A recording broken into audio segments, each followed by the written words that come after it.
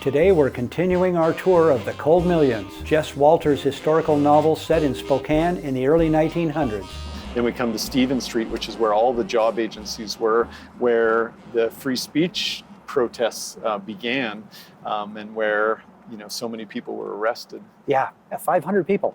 Yeah, wow. Yeah. Over the course of a couple of months, there right. were 500 jailed, and many more, knocked around and tossed out of town, walked politely or not politely to the rails, walked to the edge of town. Sure. That was the way they dealt with transients then. Yeah, that's right. Yeah.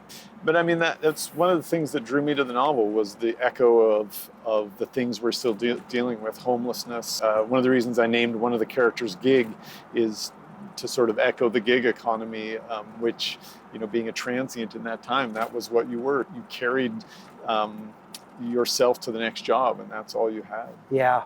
Well, another thing you talk about is the rioters. Some of them, the jails were full, so Yeah. they took them to Franklin School. Now, Franklin School used to be right down here. Used to be down on Trent, and the original Franklin School is gone. Now there's a Franklin Elementary School in South Hill, which is obviously not the same thing. Right.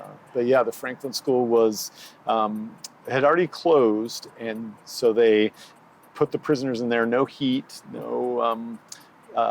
They had to build fires. They were burning desks and doors, and they took them out to the rock pile, and a lot of them wouldn't pound rocks because they were protesting, and so then they put them on bread and water rations, and right. It was really, really, pretty brutal treatment. They thought that they believed they could break the Union, right? With this rough treatment. They really did pack 20-some prisoners into a room, into a single cell over a steam, in front of a steam pipe to try to sweat them out. Yeah. It's really pretty remarkable, the steps they took to try to defeat the Union.